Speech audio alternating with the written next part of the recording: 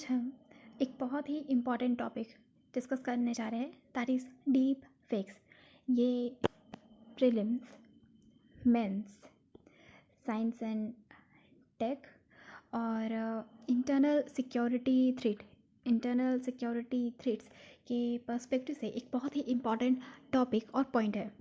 तो इस डिस्कशन में हम डिस्कस करेंगे कि डीप फेक्स क्या होते हैं, इसके एग्जाम्पल्स, कोड्स, इसके साथ क्या क्या इश्यूज़ और चैलेंजेस है, इससे रिलेटेड इंडिया में या वर्ल्ड में क्या क्या लीगल प्रोविजंस हैं और इसकी चैलेंजेस को निपटान करने के लिए हमारे पास क्या क्या वे फॉरवर्ड है। तो चलिए हम अपना डिस्कशन शुरू करते हैं। सबसे पहले स्क्रीन पर आप ये दो फ़ोटो देखिए। एक फ़ोटो में एक बहुत ही यंग ब्यूटीफुल वुमन है और अदर फ़ोटो में पता नहीं क्या है, ये मैन है या वुमेन है, मुझे खुद समझ नहीं आ रहा। तो इसमें हमें कुछ फ़र्क समझ में आता है अगर हम गौर से देखें तो, कि एक जो फ़ोटो है वो तो हमारा मतलब ओरिजिनल है, दूसरा हमारा गलत तरीके से बनाया हुआ एडिटेड फ़ोटो है। मतलब इस वुमन के फेस में एक अदर पर्सन का फ़ोटो एडिट किया हुआ है। और फिर हम डिफरेंस भी नोटिस कर सकते हैं अगर हम फैक्ट्स चेक करें तो, दैट इज़ यहाँ पे जो उनका हाथ है और बॉडी है दोनों आपस में सटा हुआ है। प्लस ये फ़ोटो में ये जो हाथ है और जो बॉडी है, इसके बीच में गैप है। साथ ही साथ ये जो पोर्शन है इस फ़ोटो का, ये एक मैस्कुलिन फ़ीचर को शो कर रहा है। मतलब जैसे कि यहाँ पर हम क्लियरली देख सकते हैं ये एक फेमिनिन फ़ीचर को पोर्ट्रे कर रहा है, बट ये जो फ़ोटो है ना, यहाँ पे फेमिनिन फ़ीचर्स नहीं है, यहाँ पे मैस्कुलिन फ़ीचर्स है। तो हम अज्यूम कर सकते हैं कि हाँ, ये जो फ़ोटो है ये गलत फ़ोटो है। ठीक है, ये फ़ोटो गलत है और ये राइट फ़ोटो है। तो ये तो एक इमेज के थ्रू मैंने आपको एक्सप्लेन किया कि डीप फेक्स क्या है।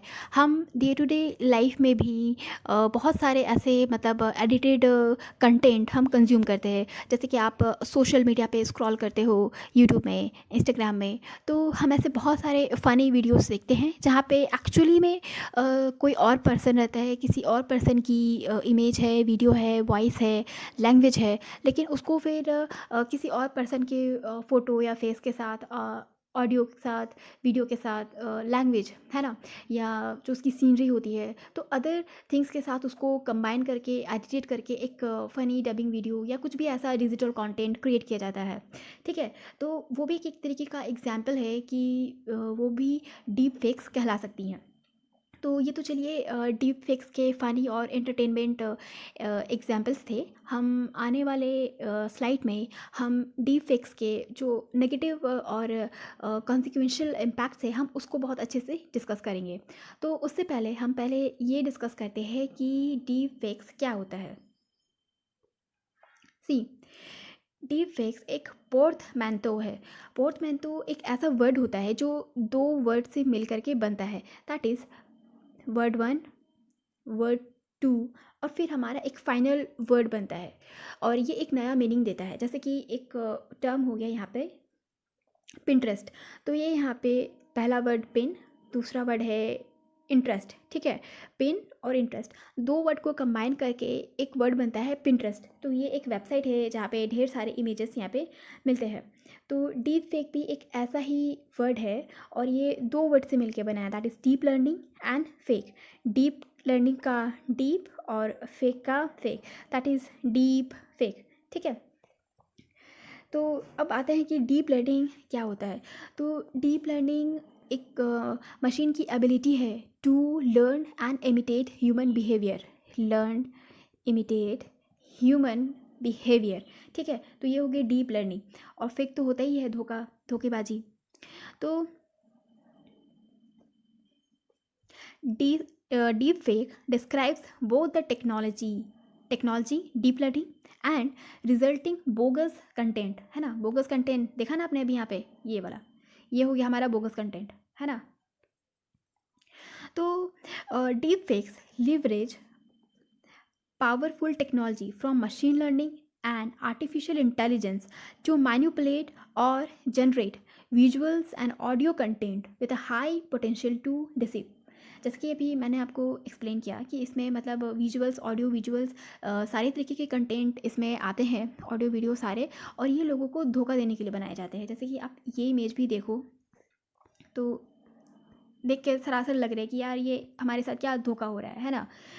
कहाँ ये सेलिब्रिटी है और कहाँ फिर ऐसा फ़ोटो, ठीक है। तो ये हमें धोखा देने के लिए बनाया जाता है। उसके बाद डीप फेक्स में बहुत सारे साइंस एंड टेक्नोलॉजी की भी मेथड्स इसमें यूज़ होते हैं। जैसे कि एक तो हो गया मशीन लर्निंग है, आर्टिफिशियल इंटेलिजेंस हो गया, है ना, डीप लर्निंग हो गया, और भी टेक्नोलॉजीज हो सकती है बैकग्राउंड में, है ना। तो ऐसे नहीं कि बस यही 2-3 रहेंगी, नहीं, यहाँ पे और भी बहुत सारे टेक्नोलॉजीज यूज़ हो सकते हैं। तो डीप फेक का एक अच्छा एग्जांपल हमें देखने को मिला था, जैसे कि यूके में, है ना। यूके में एक हेल्थ चैरिटी शो में farmer footballer Beckham David Beckham के अ, उनके जो ऑडियो विजुअल्स थे उसको डीप फेक के थ्रू एडिट किया गया, और एंटी मलेरिया एक एंटी मलेरिया कैंपेन चलाया गया और उसको 9 लैंग्वेजेस में डिलीवर किया गया। हालांकि ये जो एक्ट है वो हमारा एथिक्स के पर्सपेक्टिव से एक डायलेमा, है ना, डायलेमा क्रिएट करता है कि आपने किसी सेलिब्रिटी के, किसी अदर पर्सन के प्राइवेसी, है ना, जो उनकी प्राइवेसी है या उनकी जो प्राइवेट डेटा है ना, आपने उसको उनके कंसेंट के या विदाउट कंसेंट के, है ना, कंसेंट या विदाउट कंसेंट आपने यूज़ किया, है ना। भले ही ये एक नोबल कॉज के लिए था, भले ही एक अच्छे कॉज के लिए था, है ना, नोबल कॉज, लेकिन आप किसी और पर्सन के डेटा को रॉन्ग तरीके से यूज़ कर रहे हो डीप फेक के थ्रू, तो ये एक एथिकल डायलेमा भी शो करता है। उसके बाद चलिए, ये तो अभी हमने एक फ़नी और नोबल एग्जांपल देखे, अब हम बात करते हैं इसके नेगेटिव कॉन्सिक्वेंसेस की। तो इसके सीरियस चैलेंजेस हमारे सामने क्या क्या हैं कि ये बहुत ही कंपेलिंग होते हैं। मतलब आप इसको देखोगे तो ऐसा लगेगा कि हाँ, हम इस पे यकीन कर लें, है ना, इसमें धोखा देने जैसी तो कोई बात नहीं है, तो हम इस पे बहुत जल्दी यकीन कर लेते हैं।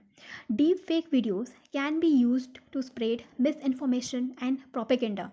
जहाँ पे बहुत सारी डाइवर्स सोसाइटी रहती है, जैसे कि इंडिया हो गया, यूरोप, अमेरिका, तो यहाँ पे क्या हो जाता है कि डीप फेक का इस्तेमाल करके गलत गलत वीडियोस बनाए जाते हैं, उसमें गलत मैसेज स्प्रेड किया जाता है ना, और एक गलत प्रोपेगेंडा चलाया जाता है, ब्रेन वॉश किया जाता है। Seriously compromise the public ability to distinguish between fact and fiction.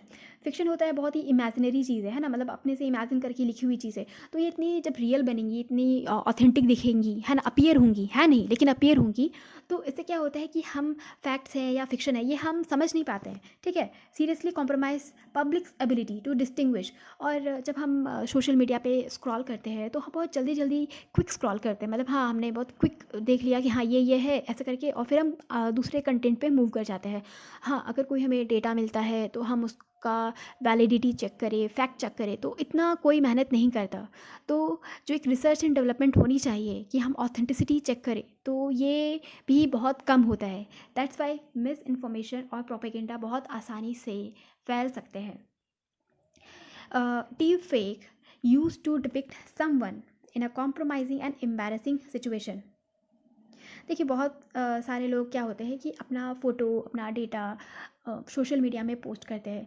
अब अगर किसी इविल इंटेंशन पर्सन ने अगर आपका जो डेटा है उसको ठप किया, उसको मॉर्फ किया, उसको गलत तरीके से एडिट किया और वापस सोशल मीडिया में पोस्ट कर दिया, तो इससे क्या होता है कि एक बहुत ही एम्बैरेसिंग सिचुएशन क्रिएट होती है ना, उसको गलत तरीके से प्रेजेंट किया जाता है।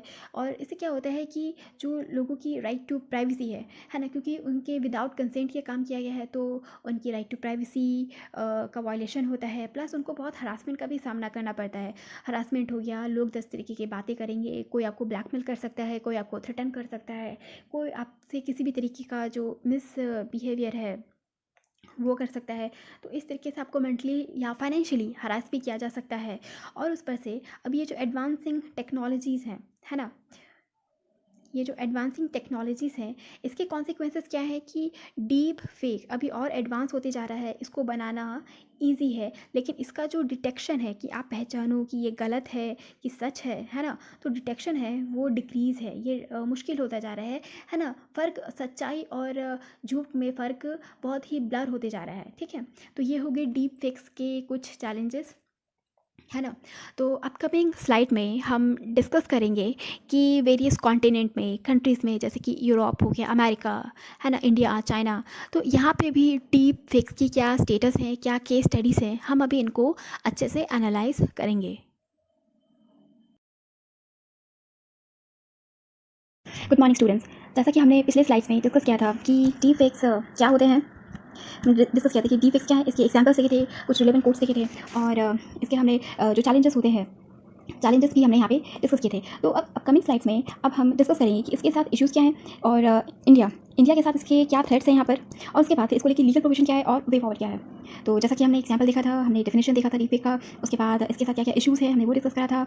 अब हम आते हैं इंडिया के कंस्ट्रक्ट में डीप के क्या क्या थ्रेट्स हैं। तो देखिए, सबसे पहले तो हो गया हमारा देश, देखिए मैप हो गया हमारा, मैंने एक जस्ट फॉर एग्जांपल मैंने एक मैप बना दिया है। तो देखिए, यहाँ पे हो गया पाकिस्तान, यहाँ पर हो गया चाइना, और यहाँ कुछ छुटपुट यहाँ पर जैसे कि इंसर्जेंसी केसेस होते हैं, ठीक है। तो इस सेक्शन में अगर कुछ इंसर्जेंसी वाले केसेस हो गए, तो नॉन फ्रेंडली नेबर्स, तो जैसे कि हो गए ऐसे कंट्रीज जिसके साथ पास में इंडिया वॉर में जा चुका है, या प्रोबेबिलिटी है कि फ्यूचर में वॉर लाइक सिचुएशन हो, तो जैसे हो गए पाकिस्तान, चाइना, तो ये हमारे लिए एक हॉस्टाइल कंट्री हो गए। फिर आता है नॉन स्टेट एक्टर्स, जैसे कि टेररिज्म हो गए, ठीक है। तो जैसे कि हमें यहाँ पे टेररिज्म का खतरा है, यहाँ पर हमारे जैसे कि नक्सल का या जो इंसर्जेंसी होती है उसका जो खतरा है, तो ये जो नॉन स्टेट एक्टर्स हो गए, तो ये डीप फेक टेक्नोलॉजी का यूज़ कैसे कर सकते हैं और इंडिया को कैसे थ्रेटन कर सकते हैं। तो देखिए, यहाँ पे बेसिकली जो राइटर हैं वो 3 टाइप के थ्रेट्स यहाँ पे मेंशन कर सकते हैं। तो जैसे कि पहला यहाँ पर हो जाता है इलेक्शन, दूसरा पॉइंट हो जाता है यहाँ पे स्पियोनेज, और तीसरा यहाँ पर हो जाता है इन्फ्लेमेटरी मटेरियल्स। तो ये 3 डायमेंशनल थ्रेड्स यहाँ पर मेंशन किया गया है। तो इलेक्शन जैसे कि क्या होता है, अभी सबसे पहले तो प्रीवियसली लाइक कुछ 5-6 साल पहले जब नहीं या मोर देन इससे भी ज़्यादा, है ना, तो एक्चुअली थोड़ा ओल्ड हो गया है। तो उसमें क्या था कि डोनाल्ड ट्रम्प इलेक्शन में आए थे, तो जो ट्रम्प साहब हो गए, तो उनके साथ जब वो विक्ट्री हुए थे, तो उनके केस में ऐसे बार बार एलिगेशंस लगते थे कि उनका जो इलेक्शन है वहाँ पर, उनका जो इलेक्शन है वहाँ पे डीप फेक्स के थ्रू या टेक्नोलॉजी सोशल मीडिया के थ्रू वहाँ पे उसको क्या किया गया है, मैनिपुलेशन किया गया है। और इसमें इन मोर ऑफन जैसे कि रशिया है, तो रशिया का भी एलिगेशन मतलब उसके ऊपर लगता था कि रशिया ने डोनाल्ड ट्रम्प को इन फेवर में कुछ सपोर्ट किया है, कुछ सोशल मीडिया इन्फ्लुएंस वगैरह वगैरह करके। तो और अभी जैसे कि इंडिया में भी 2024 में जनरल इलेक्शन एक्सपेक्ट किए जा रहे हैं। तो अब क्या है कि इस केस में एक मतलब अब सभी पॉलिटिकल पार्टीज को जीतना है, तो यहाँ पे क्या होता है कि किसी को ज़्यादा बोलना, किसी को ज़्यादा अच्छा बोलना, किसी को खराब बोलना, तो ये एक पूरा मतलब पॉलिटिकल प्रोसेस यहाँ पे चलता है। तो इस तरीके से क्या होता है, डीफेक्स के थ्रू कोई फेक वीडियो, ऑडियो, इमेजेस बना करके फिर पब्लिक इन्फ्लुएंस, उनकी जो ओपिनियन है उनको इन्फ्लुएंस करना कि हाँ कोई पर्टिकुलर कैंडिडेट है तो वो बहुत ही अच्छा है, कोई पर्टिकुलर कैंडिडेट है तो वो बहुत ही खराब है, आप हमारे फेवर में वोट करो। तो क्या होता है, डीफेक टेक्नोलॉजी का यूज़ होता है ताकि हम लोगों की चॉइस को मैनिपुलेट कर सकें। दूसरा हमारे पास केस हो जाता है एस्पिनेज एक्टिविटीज़, यानी कि इसमें कुछ डॉक्टरेट वीडियोस बनाए जाते हैं। मतलब ऐसा नहीं है कि मतलब ये वीडियो ओरिजिनल है, ऑथेंटिक है, नहीं, कुछ फेक हो गए या फॉल्स हो गए, कुछ ऐसे वीडियोस बनाए जाते हैं जिसका यूज़ करके फिर हमारे जो गवर्नमेंट ऑफिशियल्स हैं ना, ब्लैकमेल किया जाता है उनको, जैसे कि गवर्नमेंट ऑफिशियल हो गए, डिफेंस ऑफिशियल्स हो गए, और उनसे कहा जाता है कि आप स्टेट के जो सीक्रेट्स है आप उनको दो, ओके, आप इन्फॉर्मेशन लीक करो इस तरीके से। आफ्टर दैट फिर एक हमारा अगला टॉपिक आता है, that is inflammatory materials. See inflammatory materials मतलब आप वर्ड इन्फ्लेमेशन, इससे भी आप समझ सकते हो कि आग लगाना, ऑलराइट। जैसे बोलते हैं किसी के कान में आग लगा देना, किसी को आग में घी डालना, लड़ाई झगड़ा भड़काना, तो समथिंग लाइक दिस। तो ये हो गया हमारा इन्फ्लेमेटरी मटेरियल्स। तो अब इसके केस में क्या होता है कि जैसे कि उन्होंने मान लीजिए वेरियस टाइप ऑफ उन्होंने वीडियोस उठा लिए, ठीक है, वीडियोस के पीसेस उठा लिए, है ना, किसी वीडियोस में कुछ आर्मी की कट पीसेस उठा लिए, किसी वीडियोस उन्होंने जो किसी क्राइम है, वायलेंस से कुछ वैसे उठा लिया, कुछ उठा लिया, और उससे करके एक फाइनली एक ऐसा वीडियो बनाना जिससे देख करके ये लगे कि नहीं, जैसे कि इंडियन आर्मी होगी फॉर एग्जाम्पल, है ना, जैसे कि इंडियन आर्मी होगी, हमारी पुलिस फोर्सेस होगी, तो वो गलत कर रही है, एक फेक वीडियो बनाना। तो इससे क्या होगा कि इससे जो पब्लिक सेंटिमेंट्स है वो अगेंस्ट द गवर्नमेंट, है ना, जैसे कि गवर्नमेंट हो गई, हमारी आर्मी हो गई या पुलिस फोर्स हो गई, तो ये उसके अगेंस्ट हो जाएगा, है ना। और फिर क्या होगा, इससे एक सिविल प्रोटेस्ट स्टार्ट होगा, है ना, सिविल प्रोटेस्ट होगा या डिसरेस्ट बोल लीजिए, है ना। तो इस तरीके से क्या होता है, एक कॉन्फ्लिक्ट, है ना, एक कॉन्फ्लिक्ट वाली सिचुएशन यहाँ पर आते हैं, ठीक है, यहाँ पर एक कॉन्फ्लिक्ट वाली सिचुएशन को क्रिएट करना हो जाता है। और जैसे कि और ये बहुत ज़्यादा सेंसिटिव हो जाता है जब जैसे कि कुछ डिस्प्यूटेड एरिया है। वन सेकेंड, जैसे कि आप ऐसे मैप देखोगे, मैं मैप ड्रॉ करके बताती हूँ। तो सपोज अगर आपने ऐसे कुछ मैप देखा, तो फॉर एग्जाम्पल जैसे कि हमारा ये नॉर्थ ईस्ट वाला जो बॉर्डर रिलेटेड एरिया होगा, ये कुछ सेंसिटिव हो जाता है, फिर इधर जम्मू कश्मीर हो गया हमारे इधर, ठीक है, तो ये हमारे एरिया इधर सेंसिटिव हो जाते हैं, नक्सल वाले जो एरियाज होते हैं वो हमारे इधर सेंसिटिव हो जाते हैं। तो वहाँ पे क्या होता है, कॉन्फ्लिक्ट एरियाज में यहाँ पर ऐसे वीडियोस को प्रोपेगेट करना, और फिर गवर्नमेंट के अगेंस्ट, गवर्नमेंट होगी या जो भी गवर्नमेंट एजेंसीज हैं उनके अगेंस्ट पब्लिक का जो सेंटिमेंट है उसको अगेंस्ट करना। तो ये हो गया इंडिया के केस में। और इससे क्या होता है, इसका असर क्या होगा कि जो पीपल हैं, है ना, उनको क्या होंगे, वो रेडिकलाइज होंगे, और टेररिज्म जो टेररिस्ट है उसको रिक्रूट किया जाएगा, वायलेंस को इंसाइट किया जाएगा, है ना। और इसके जो विक्टिम होते हैं वो ज़्यादातर हमारे जो यंग पीपल होते हैं, जो हमारे यंग सिटीजन हैं, वो इसमें सबसे ज़्यादा बिलीव कर लेते हैं कि हाँ ये जो गलत वीडियो सिखाया जा रहा है वो सही है ना। तो ये हमारे इंडिया के केस में हमारे इंटरनल सिक्योरिटी के लिए ये एक मेजर थ्रेट इशू करता है। तो इसको आप पूरे थ्रेड्स को आप अपने GS3 के पेपर में इंटरनल सिक्योरिटी में आप इसको कोड कर सकते हो, एज वेल एज आप साइंस के टॉपिक में भी इश्यूज रिलेटेड आप इसको कोड कर सकते हो। आते हैं इसके ग्लोबल केस स्टडीज़ में, है ना। अब हमने इतनी सारी जो बातें हमने लिखी है, जो प्रेडिक्शन किया है इंडिया के कंटेक्स्ट में, तो इसका कोई ना कोई तो बेसिस होगा, कहीं ना कहीं तुमने देखा होगा। तो जैसे कि हो गया, सबसे पहले हम बात करते हैं यूके की, है ना। तो फॉर एग्जाम्पल मैं आपको यहाँ पे एक मैप ड्रॉ करके दिखाती हूँ। जैसे कि मान लेते हैं ये हमारे इधर कुछ यूके हो गया, है ना। सपोज ये हमारे इधर यूके का मैप है और इधर हमारा ब्रिटिश आइलैंड है, ठीक है। ये हो गया हमारा यूके आइलैंड हो गया, और समवेयर यहाँ पर हमारा जर्मनी है, ठीक है। तो ऐसा होता है, एक्चुअली क्या होता है इस केस में कि जर्मनी में एक पैरेंट कंपनी है, ठीक है, जर्मन बेस्ड कंपनी है, और उसकी एक जो सब्सिडरी है वो यहाँ यूके में है, ठीक है। तो एक दिन क्या होता है कि यहाँ पर कॉल आता है, ठीक है। यूके के जो कंपनी के जो सीईओ हैं उनको कॉल आता है, और वो बोलते हैं कि वो कॉल के थ्रू उनको बोला जाता है कि मैं ये जो जर्मन कंपनी है मैं इसका बॉस बोल रहा हूँ, और यहाँ पे कुछ सप्लाईज वगैरह है, तो आप कुछ मनी यहाँ पे ट्रांसफर कर दो। तो यूके के कंपनी के जो सीईओ थे यूके वाले, तो उनको मतलब यकीन हो जाता है ना। उनको लगता है, यकीन होता है कि ठीक है भाई, ये जो जर्मन बेस्ड कंपनी है, जो मेरे एक्चुअल बॉस है, ये उन्हीं का कॉल है, मैं उनको मनी ट्रांसफर कर देता हूँ। तो वो क्या करते हैं, पैसे ट्रांसफर कर देते हैं। लेटर ये डिस्कवर्ड होता है कि वो जो कॉल थी वो फेक थी, है ना। वो एक फेक कॉल थी, और वो एक फेक कॉल थी, और इसमें डीप फेक का जो था यूज़ किया गया था, ठीक है। वो एक फेक कॉल थी और उसमें डीप फेक का यूज़ किया गया था, और डीप फेक ने जैसे कि जर्मन एसेंट हुआ, ठीक है, जो जर्मन एसेंट है या बॉस के बोलने का जो तरीका है उसको बहुत अच्छे से एक्यूरेसी के साथ उसने उसको कॉपी करा था। तो इस वजह से जो यूके के जो बॉस थे, यूके के जो सीईओ थे, उनको लगा कि ये एक जर्मन कॉल है, और उनके साथ एक फाइनेंशियल फ्रॉड हुआ इस केस में। दूसरा केस आता है ताइवान और चाइना का, ठीक है। तो जैसे कि सबसे पहले हम इधर से देखते हैं, ये तो हो गया हमारा मान लीजिए इंडियन पेनिनसुला हो गया, फिर इधर से इधर, और इधर जो हमारा एक्सटेंशन जाता है आइलैंड्स का, है ना। मैं क्लाउड डायग्राम बना रही हूँ, प्लीज़ सीरियसली मत लीजिएगा। तो ये हो गया इधर, ये जो ऐसे कि चाइना एक्सटेंशन जाता है, तो समवेयर यहाँ पे ताइवान आता है, ठीक है। तो अब यहाँ पे ये जो छोटा सा कंट्री है ताइवान, और ये हो गया हमारा चाइना। तो अब ताइवान जो है, ताइवान को अब ये फियर है कि जो चाइना है वो उनके सिटीजन्स को, ठीक है, ये इनके सिटीजन्स को इन्फ्लुएंस करना चाहता है, और ताइवान की जो इंटरनल इलेक्शन है वो उसको इम्पैक्ट करना चाहता है। तो अब ताइवान क्या है कि वो वहाँ पे एक बिल इंट्रोड्यूस कर रहा है, जिसमें डीप फेक्स के थ्रू जो भी डॉक्टर्स वीडियोज़ हैं, है ना, वो उसको मना करेगा, ठीक है, मना करेगा, और जो भी उसको यूज़ करेगा तो इलेक्शन वगैरह में, तो उसको पनिश किया जाएगा। तो ये ताइवान का केस हो गया। अब चाइना का केस है, देखिए चाइना अब यहाँ पे डबल स्टैंडर्ड है। एक तो वो खुद उसने अपने कंट्री में मतलब ऐसे लॉ बना करके रखे हैं, उसके पास खुद ऐसे कंट्री है कि जो prohibiting the use of deep fakes deemed harmful to national security और इकोनॉमी, ठीक है। मतलब उसने ऐसे सारे डीप फेक्स को उसने मना करके रखा हुआ है जो उसकी नेशनल सिक्योरिटी या इकोनॉमी को हार्म करता है। उसके बाद these rules are apply to the content creators, to the content creators who alter facial and voice data. और जैसे कि आजकल बहुत सारे ऐसे कंटेंट बनते हैं, फनी वीडियोस वगैरह या कुछ भी, तो उससे क्या होता है कि फेशियल और वॉइस वगैरह को चेंज किया जाता है। तो उसमें उसके थ्रू वो ऐसे वीडियोस पे ज़्यादा निगरानी रखेंगे कि ऐसे वीडियोस के थ्रू जो चाइना की नेशनल सिक्योरिटी है, इकोनॉमी है, उसको थ्रेटन न किया जाए। और ये बिल आपका 10 जनवरी 2023 से एक्टिव है। अगला केस स्टडीज अगर हम देखते हैं तो वो होता है लिंक्डइन एस्पिरेज का। लिंक्डइन हम सब जानते हैं, ये एक जॉब रिलेटेड प्लेटफॉर्म है। यहाँ पे जो भी एम्प्लॉइज़ हैं या एम्प्लॉइज़ है वो आपस में मीट करते हैं, है ना, फॉर जॉब पर्पस और एनी अदर प्रोफेशनल पर्पस। तो 2009 में, ठीक है, 2009 में यहाँ पर एक फेक प्रोफाइल आती है, दैट इज जिसका नाम था केटी जॉन्स, ठीक है। तो केटी जॉन्स के नाम से एक फेक प्रोफाइल बनाया जाता है, और वेरियस AI एनेबल्ड स्पियोनेज एक्टिविटीज यहाँ पे कैरी आउट की जाती हैं। और इसका जो लिंक है ये इसको वाशिंगटन DC के जो पावरफुल इंडिविजुअल्स हैं वहाँ पर इससे कनेक्टेड इसको बताया जाता है कि यहाँ के जो लोग हैं वाशिंगटन DC से जो जुड़े हुए लोग हैं वो इस स्पियोनेज एक्टिविटीज़ को कैरी कर रहे हैं। ऑलराइट, अब इसके बाद हम एक अगला केस स्टडीज हम डिस्कस करते हैं, जैसे कि हो गया यूक्रेन का, है ना। हम सब जानते हैं कि फरवरी 2022 से एक अनफॉर्चुनेट वॉर वो भी चल रहा है, अब तो इसको 1 साल होने जा रहा है। तो मार्च 2022 में क्या होता है, एक वीडियो आता है जिसमें जो यूक्रेन के प्रेसिडेंट है व्लादिमीर ज़ेलेंस्की, वो अपीयर होते हैं और बोलते हैं कि अपने आर्मीज को बोलते हैं कि आप रशियन फोर्सेस के सामने आप सरेंडर कर दीजिए, ठीक है, रशियन फोर्सेस के सामने आप सरेंडर कर दीजिए। लेकिन ये पता चलता है कि नहीं, वो डीप फेक है, वो ओरिजिनल नहीं है। और अभी तक हमने भी देखा है कि ज़ेलेंस्की सर ने मतलब अभी तक युद्ध को कैरी आउट किया है, उन्होंने रशिया के अगेंस्ट घुटने नहीं टेके हैं। उसके बाद ये तो हमने देखा इतने सारे कंट्रीज़ में डीप फेक के क्या क्या एग्जांपल्स हो गए, ठीक है, डीप फेक के मिसयूज़ के क्या क्या एग्जांपल हो गए। अब इतना सब कुछ एनालाइज करने के बाद कुछ रिसर्चर्स हैं, प्रोफेसर्स हैं, उन्होंने एक थ्योरी प्रपोज की है, दैट इज़ लायर्स डिविडेंड। तो लायर्स डिविडेंड, तो हम अगर इसको ऐसे एनालाइज करें, दैट मीन लायर्स का मतलब तो हो गया झूठा, ठीक है, जो झूठ बोलता है, और डिविडेंड मीन उसको मतलब फ़ायदा भी हो रहा है, ठीक है, उसको फ़ायदा भी हो रहा है, प्रॉफिट भी हो रहा है झूठ बोल करके। तो इसमें बेसिकली क्या है, तो सबसे पहले तो उसको दिया गया है कि प्रोफेसर डेनियल कैटी सेट्रॉन, ये एक प्रोफेसर हैं, और एक प्रोफेसर है रॉबर्ट कैसनी। तो ये दो प्रोफेसर हैं, उनके थ्रू ये थ्योरी को दिया जाता है। इसमें वो बोलते हैं कि चूँकि अब मतलब बहुत सारे लोगों को, है ना, पूरे अर्थ में जैसे कि बहुत सारे लोगों को पता है कि डीप फेक जो है वो कितना पॉपुलर है, डीप फेक बहुत ही पॉपुलर है। तो अब क्या होता है कि पीपल, कुछ लोग ऐसे भी हो सकते हैं वो जानबूझ करके डेलिबरेटली, है ना, वो डेलिबरेटली कुछ इनअप्रोप्रिएट वीडियोस बना सकते हैं जिनका कोई क्रिमिनल इंटेंशन हो, है ना, या इनअप्रोप्रिएट इंटेंशन हो, जानबूझ करके ऐसे वीडियोस बनाएंगे और बाद में फिर वो बोलेंगे कि भैया हमने नहीं बनाया है, ये तो डीप फेक है, किसी और ने इसको बनाया है, ठीक है। तो इससे क्या हो रहा है कि इसे वंस अगेन मतलब जानबूझ करके डीप फेक को ऐसा एक्सक्यूज़, है ना, ऐसा एक्सक्यूज़ बनाया जाएगा, खुद को जो क्रिमिनल्स है वो खुद को शील्ड करेंगे, है ना, कि भैया वो हमने ओरिजिनली नहीं बनाया, वो डीप फेक है ना, और इससे वो सोसाइटी को हार्म करेंगे। आफ्टर दैट हमने जब इतना सारा केस स्टडीज़ देखा है तो अब हमारे मन में अब ये जिज्ञासा होती है कि क्या इंडिया में इसको टैकल करने के लिए कोई लॉज या रूल्स वगैरह प्रेजेंट नहीं है, हम कैसे इसको हैंडल करेंगे कभी अगर हमें ऐसा कुछ फेस करना पड़ता है। तो देखिए यहाँ पे बेसिकली अभी तक इंडिया में ऑलमोस्ट 3 लॉ ऐसे अवेलेबल हैं जिसकी सहायता से हम डीप फेक वाली इशूज़ को सॉल्व कर सकते हैं। जैसे कि पहला हो गया इधर IPC का, दूसरा रेफरेंस होता है IT टेक्नोलॉजी का, तीसरा होता है रिप्रेजेंटेशन ऑफ पीपल एक्ट का। ठीक है, तो ये हो गया हमारा। तो सबसे पहले आईपीसी, यहाँ पे सेक्शन 500 ऑफ आईपीसी, यहाँ पे सेक्शन 500 है। ऑलराइट, तो यहाँ पे ये जो है वो एक पनिशमेंट देता है, ठीक है, प्रोवाइड्स पनिशमेंट फॉर डिफेमेशन। जैसे कि हमने प्रीवियस स्लाइड में देखा था कि डीप फेक का यूज़ करके किसी भी पर्सन को डिफेम किया जा सकता है, उसके बारे में भला बुरा बोला जा सकता है। तो ऐसे में जो विक्टिम पर्सन है वो section IPC section 500 of IPC के अंडर वो अपने लिए सहायता मांग सकता है ना, और जो कल्प्रिट है वो उसको पनिशमेंट दिला सकता है। उसके बाद फिर यहाँ पर दूसरा एक्ट होता है information technology act 2000 section 67 and 67A।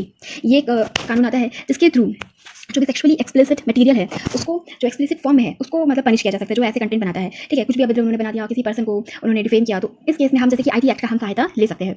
तीसरा आता है रिप्रेजेंटेशन ऑफ पीपल्स एक्ट 1951। देखिए ये जो बेसिकली एक्ट है ना, आप जब अपने पॉलिटी JS2 को जब आप स्टडी करोगे तो उसमें रिप्रेजेंटेशन ऑफ पीपल्स एक्ट 1950 और 1951, 1950 और 1951, तो यहाँ पे ये दो लॉ आता है और ये दोनों ही लॉ बहुत ही इंपॉर्टेंट है for prelims and mains point of view. तो आप इसको बहुत अच्छे से रीड करना, स्टडी करना, एंड वेरी सून मैं भी इन सब टॉपिक्स पे मैं भी अपने लेक्चर्स वीडियो लाऊंगी, तो स्टे ट्यून। उसके बाद तो ये लॉ बेसिकली क्या बोलता है कि जो भी इलेक्शंस होते हैं, जो भी हमारा इलेक्शन पीरियड होता है, तो उसमें कुछ भी मतलब फॉल्स है ना, फॉल्स मिसलीडिंग कंटेंट आपको नहीं डालना है, ठीक है।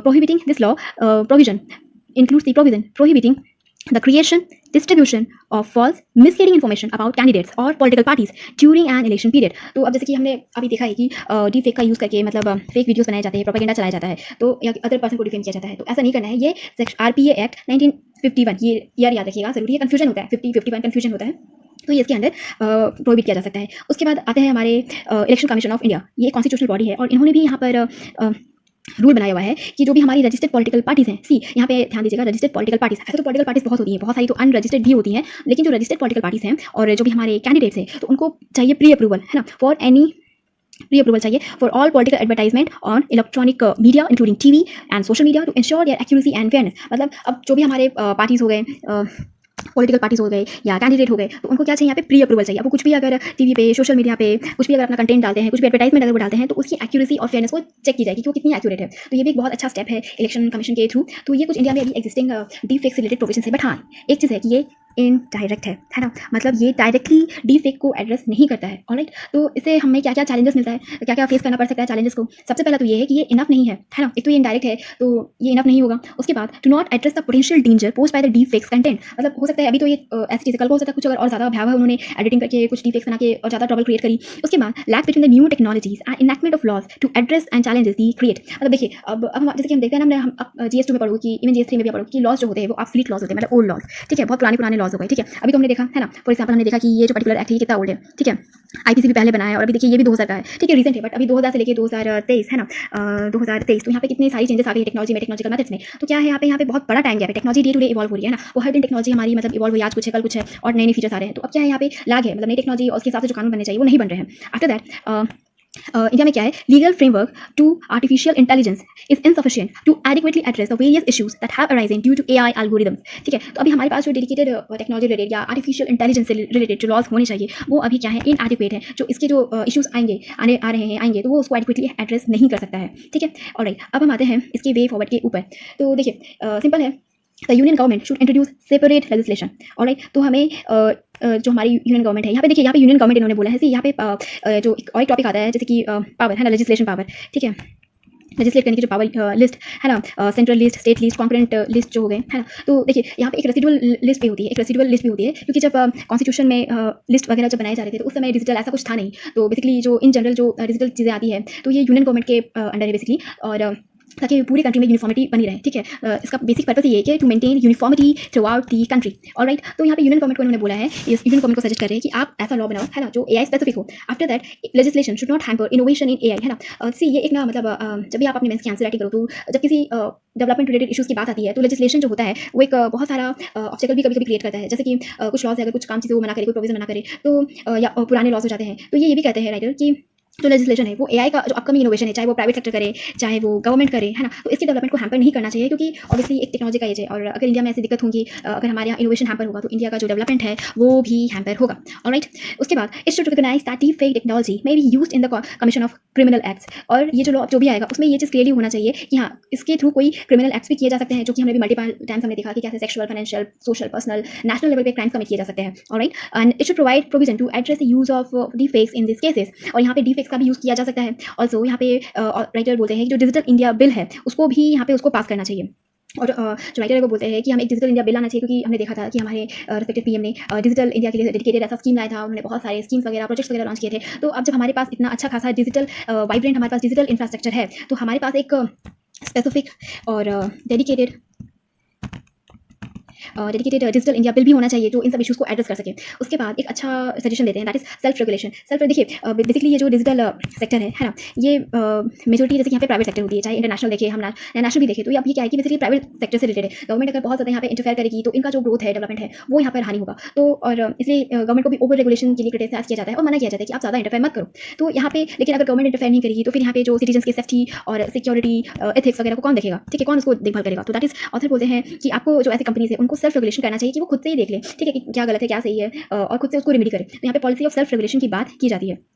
तो इसी के साथ ये वाला जो टॉपिक है, ये मैं यहीं पे इसको ओवर करती हूँ। अगर आपको मेरा लेक्चर पसंद आया हो तो प्लीज़ मेरी वीडियो को लाइक, शेयर, कमेंट करें, ज़्यादा से ज़्यादा शेयर करें और मेरे चैनल को सब्सक्राइब करें। और अब चूँकि प्रीलिम्स सामने है तो मैं अब आपके लिए और ज़्यादा से ज़्यादा लेक्चर्स लाऊँगी, और ऑब्वियसली वो टाइम टेकिंग होगा। मैं जस्ट टाइम शॉर्ट करने के लिए मैं quality of lecture and quality of notes से मैं कॉम्प्रोमाइज़ नहीं करना चाहती हूँ। तो आप भी रेडी रहिए, और मैंने और भी अपने चैनल पे बहुत अच्छे लेक्चर्स मैंने अपलोड किए हुए हैं प्रीलिम्स और मेंस के पॉइंट ऑफ व्यू से, आप उन्हें देख सकते हैं। और अच्छे से नोट्स वगैरह भी बनाइए और आप अच्छे से रिविजन भी टाइम टू टाइम करते रहिए। तो इसी के साथ मैं भी अलविदा कहती हूँ। अच्छे से पढ़िए। God bless.